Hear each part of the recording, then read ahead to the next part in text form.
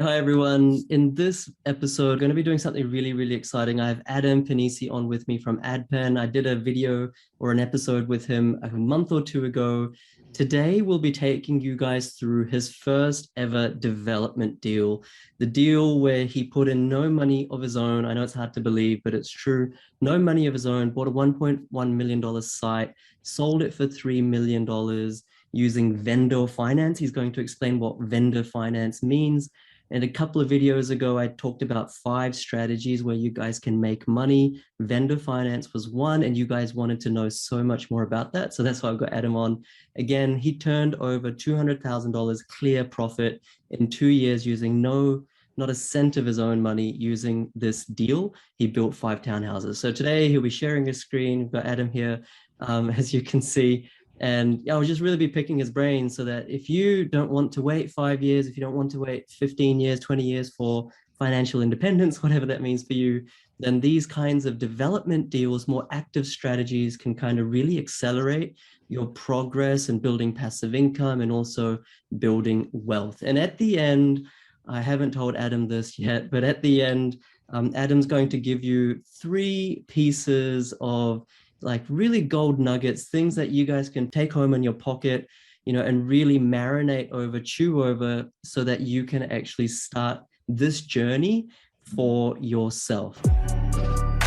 Do you want to achieve wealth and passive income through property investing? PK Gupta, host of Oz Property Investment Mastery, will help you achieve passive income by buying top 5% growth and positive cash flow property and building a portfolio using data without you wasting months of time doing research, spending weekends at inspections, or dropping $10,000 to $20,000 on buyer's agents each time. So if you are confused and overwhelmed by the amount of contradictory information available online and don't know where to start, then this show is for you. Imagine that we know nothing. Please start from the start. How did you make all this money? Yeah, so this was my very first deal that I did. It was in late 2010, and as you mentioned, I did it using a strategy that somebody showed me just a few months prior to actually doing this deal, and that was vendor finance. So I'll run you through exactly what I did to put this deal together, and it really wasn't anything special. The biggest probably takeaway is that somebody told me you could do vendor finance. And the funny part was I actually believed them, and I did a deal like this. So these are the properties that I bought, 2 houses side by side. They're in a suburb called Morningside, 5 kilometers east of Brisbane CBD. 2 houses side by side, and we ended up building another 3 townhouses at the back of these. So this is where I started, and if it goes to the next one. This is sort of where I am at now, fast forward 11 years. So over a couple of $100 million worth of property development deals that we partner up with people, vendor finance, and a number of different other strategies that really my mentors and coaches showed me along the way. And I just kept doing it because they said it was possible. So it obviously was. If it's true for somebody else, it must be true for you or in this world. So the very first deal I did, like I said, I bought it for 1.1. The end value was 3 million. It started off as 2 houses. It ended up being 5. So just a little bit on the deal itself, and then I'll tell you how I did this particular strategy with purchasing with no money. So it was 2 houses, as you saw from the front. This is a bird's eye view showing the position of the houses on the lots. So one particular thing that was special about these houses were that they had rear access. So they're in Brisbane City Council, rear access from behind, so a laneway, and they went from the 2 houses into 5. So we created 3 at the rear of the property. I bought this site with approval in place already. So the vendor had actually already gotten the approval. So what was funny about this was that it was advertised at 1.3 at the time. So it was late 2010. Property market was pretty slow at the time, and the asking price was a bit on the high side. So it was nothing unusual. It was on the market. It had been sitting around on the market at 1.3. Nobody bought it. So it was overpriced. So I saw an opportunity, and I knew that it was feasible pretty close to the asking price. So feasible meaning that there was enough development margin to make this whole deal worthwhile doing. So it was feasible at 1.1 million, and that's what I ended up buying it for. So how I actually put the deal together. So the lady on the left is a mock-up of the real estate agent. So what I did was I did nothing out of the ordinary. I phoned this real estate agent, and she was one of many real estate agents I was talking to at the time. I was told all you got to do is just find a real estate agent, get the real estate agent to introduce you to the vendor, and ask the vendor to give you a few $100,000, or let him, or ask him to let you buy the property using no money. So in a roundabout way, that's basically what I was doing. So I literally call properties from $1 million to $5 million. And just keep in mind, I was 22 at the time, just finished university 6 months prior, and I was out there gung-ho. And the funny part is that people now, when you say, oh, you can do property with none of your own money, they don't believe you, a lot of people. Yeah. And you kind of, now I know what's possible. It's like, well, no, that's actually true. And it's true because not only have I seen other people do it, but I've personally done it myself numerous times. So the lady on the left is a real estate agent. And what I asked her to do is introduce me to the vendor. So what do most real estate agents do when you ask if you can be introduced to the vendor? They tell you to go away. So I have this saying, or I heard this saying, if you haven't asked 5 times, you haven't asked. So I just kept her hassling her. And finally, she introduced me to the vendor. She thought, this guy's a little bit interesting. I still know this real estate agent today. So we still have a bit of a laugh about the first deal that I did. So she introduced me to the vendor and made the first introduction. From the first intro, what I did is I pitched to the vendor, and I basically said, well, instead of me giving you, and I think I lowballed it, right? I think I said, like, this property's only worth 900, maybe 950, and I'll buy it off you today for 950. And of course, he's asking 1.3. He's going to say, well, go away, bugger off. I'm not going to sell it to you for 950. So I said, or I know the project's feasible at 1.1. Here's all the research I've done, and why don't we do it together? I'll give you 1.1 and a split of the profits, and you stay until the end. So instead of me giving you 1.1 up front, I'll give you 800, and that's actually what happened. So he got 800 on settlement. He left a few $100,000 in on the deal. And then he got that few $100,000 plus a portion of the profit at the end, so a couple of years later. So when you pitch it in such a way where it's, say, 950 versus 1.1 plus some, then people start to get excited, and not just about the money, although that's a pretty significant consideration. It's actually about him seeing the project through, because he got the approval on it. And he had spent a couple of years not only just buying 2 houses side by side, but then also lodging the approvals. So he wanted to be part of the overall development. And the funny part is, I actually still have contact with the real estate agent, and I'm still quite good friends with the original vendor who I introduced. Him and I got on really well, and we catch up sort of every 6 months. That's awesome. When he's in town. So yeah, it was a really great relationship, worked out really well. And yeah, so the vendor is this younger looking guy. He doesn't exactly look like that, but he'll probably like me putting that photo up. And then it was a pretty big thing for him to take a punt on a 22-year-old. Like, you were a civil engineer, so you had some, I guess, background, but yes, not super relevant, I guess, not so much experience by then. And I think before, Adam, you were saying as well that you were working like, what, 70, 80, 90 hours a week, and you were just doing this on the side. So like, he kind of took was it a gamble on you, or like, how would you describe it? In hindsight, yeah, it might have been a little bit of a gamble. I like to think of it that it was, I mean, when you're 22, you're pretty gun-ho.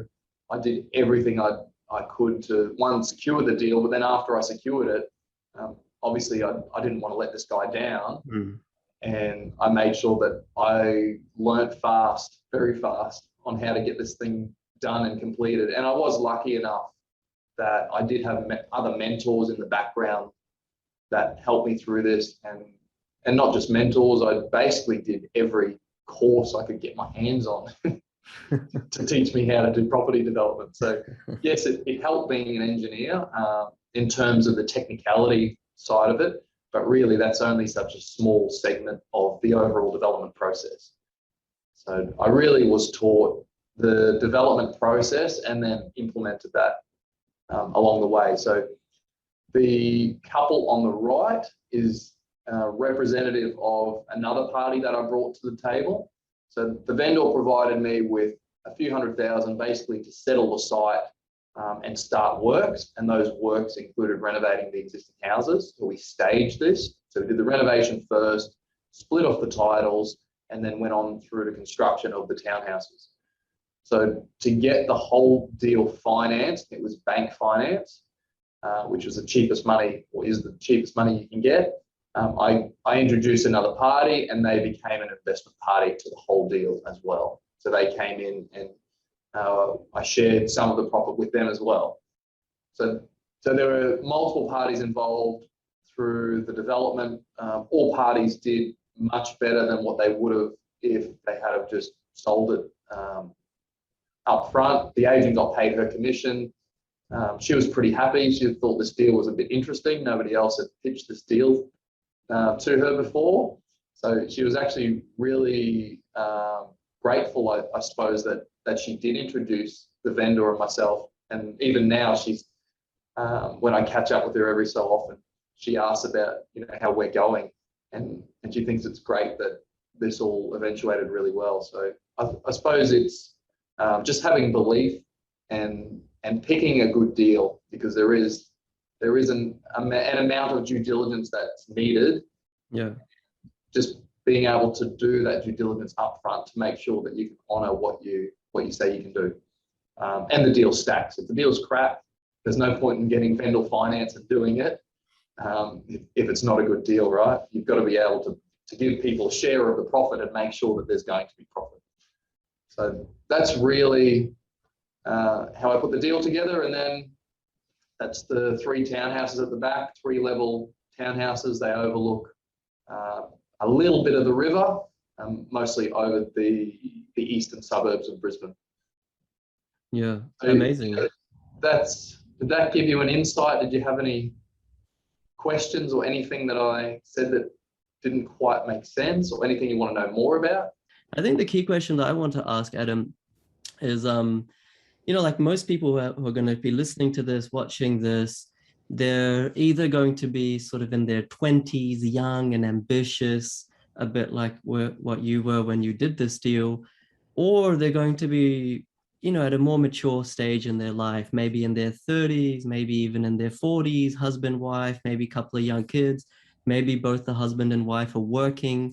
But, normally when you reach your 30s or your early 40s, you kind of get to this point where it's like, well, I do maybe enjoy my job, but I don't really want to be doing this for the next, 10 years, 20 years, 30 years. I want to create a bit of an escape plan. Now, buy and hold property investment will get you there, but development fast tracks that. But how much time does it take?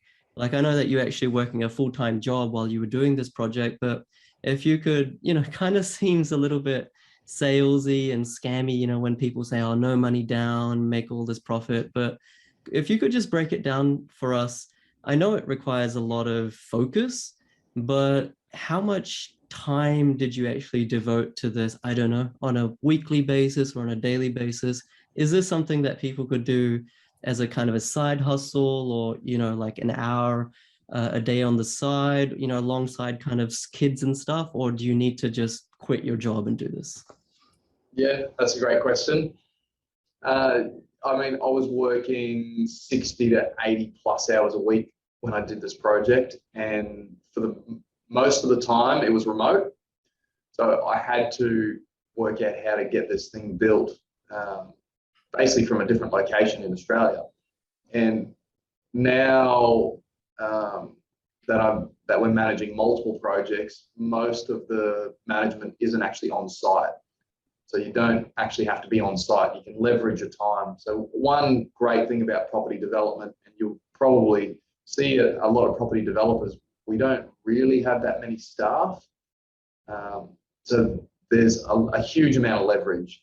So one person can take on multiple projects at any one time and literally have no staff, it's like 0 people. It's all outsourced, so it's highly leveraged. I was working in a full-time job and managing this.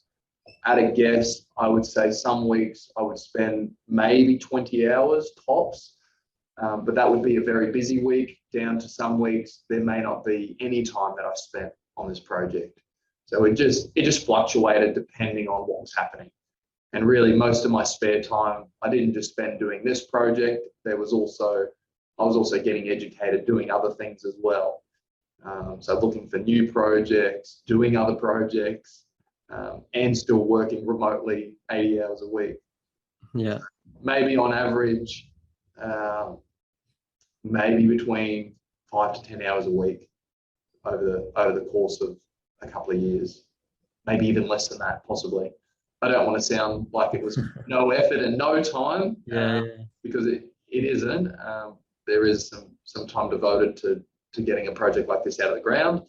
But yeah, it's in comparison to other professions, it's extremely minimal and it's highly leveraged with your time. The last thing I want to ask you, Adam, if you got time to think about it in the last 20 minutes, is like, for someone who's brand new, maybe they have 1 or 2 just buy and hold properties, but they really want to speed up their progress. Like, what is the top 3, whether it's big or small, strategic or tactical, like what are the 3 pieces of advice that you can give? Because you're more experienced than the rest of us. 3 pieces of advice to get into property development. Yep. I'd probably say just number 1, just get educated, get around people that are doing it. Number 2, keep an open mind. Anything's possible. And if you hear something that sounds too good to be true, sometimes it is, but then in property development, a lot of those general property investing rules go out the window. Yeah. And then number 3, before you do anything, just have a look around at what other developers are doing. So most of the information is available online for most councils now. So you can actually download examples of other property developers. And if you're brand new, just look at small stuff, 1 into 2, even just run some numbers on building a single house. A single house in essence is a property development. So just to recap, one, get educated, 2, keep an open mind, and then 3, start to look for examples of smaller property developments. And I think that's probably a good start.